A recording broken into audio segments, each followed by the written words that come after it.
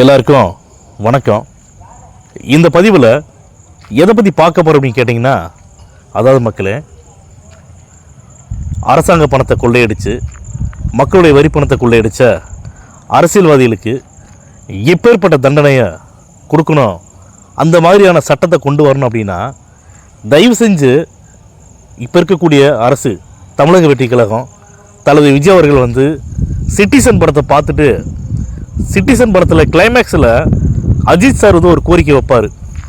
இந்த மாதிரி கோரிக்கையை நீங்கள் இந்த மாதிரி சட்டத்தை நீங்கள் கொண்டு வரணும், இப்படி கொண்டு வந்தால் மட்டும்தான் அதிகார வர்க்கத்துக்கு கொடுக்கக்கூடிய ஒரு எச்சரிக்கை அப்படின்னு ஒரு தண்டனை சொல்லுவார்ல, அந்த மாதிரி தண்டனை கொண்டு வந்தால் தான் ஏற்கனவே கொள்ளையடித்த அரசியல்வாதிகளுக்கு கண்டிப்பாக அவங்களுடைய பதவிகள் மட்டும் பறிக்கக்கூடாது, அவங்களுடைய சொத்துக்கள், நிலம், வாகனம் இதை மட்டும் பறிக்கக்கூடாது.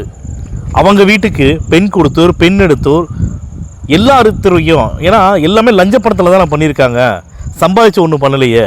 அந்த மாதிரியான பணத்தில் வாங்கின பட்டங்களாக இருக்கட்டும், பதவிகளாக இருக்கட்டும், எல்லாத்தையும் பறிக்கிறோம். இப்போ ஏற்பட்ட தண்டனையை சத்தியமாக விஜய் சார் கொடுக்கணும், கொண்டு வரணும். இந்த மாதிரியான ஒரு சட்டத்தை உருவாக்கணும் அப்படிங்கிறது சிட்டிசன் படம் பார்த்ததுக்கப்புறம் பார்த்தீங்கன்னா, ஏழை எளிய மக்கள், தமிழக மக்கள் எவ்வளோக்கு எவ்வளோ அந்த வசனங்கள் எல்லாமே ரீச் ஆச்சு அப்படிங்கிறத நம்ம எல்லாமே தெரிஞ்சிருப்போம். தப்பு செய்கிற மட்டும் தண்டனை அனுபவிக்கவே கூடாது. அவன் கொள்ளையடித்த பணத்தினால தான் எல்லாமே பண்ணியிருக்கிறான். அதனால் ஒருத்தரை கூட சும்மா விடக்கூடாது.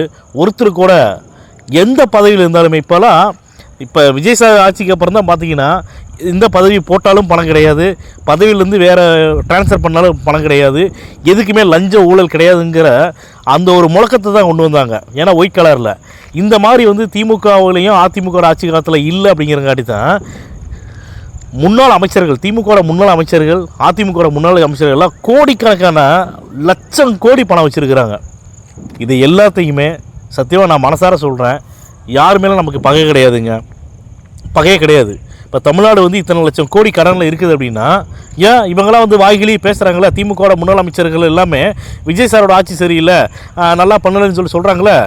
கோடி லட்சக்கணக்கான கோடி ரூபாயை, கோடி மட்டும் லட்சக்கணக்கான கோடி கொள்ளையடிச்சு வச்சுருக்கீங்களே, இந்தாங்க எங்களுடைய பணத்தை நாங்கள் திரும்ப கொடுத்துறோம், மக்களுக்கு நல்லது பண்ணுங்கன்னு ஒருத்தர் கொடுக்க சொல்லுங்கள். அப்போ அவங்கள்ட்ட கொடுக்கலைன்னா மயிலேனா இற போடாதான், பிடுங்கணுமா. அந்த மாதிரி இவங்கள்ட்ட இருக்கக்கூடிய பணத்தை ஈடு ரைடு, அந்த ரைடு, இந்த ரைடுன்னு சொல்லிட்டு கேஸ் மேலே வழக்கு பதிவு பண்ணி இருக்கக்கூடிய பணத்தில் ரெக்கவர் பண்ணி அரசுடைய கருவூலத்துக்கு கொண்டு வரணும். அதே மாதிரி சிட்டிசன் படத்தில் மாதிரி இருக்கக்கூடிய கிளைமேக்ஸில் கொடுக்கக்கூடிய தண்டனை கொடுத்தா நாடு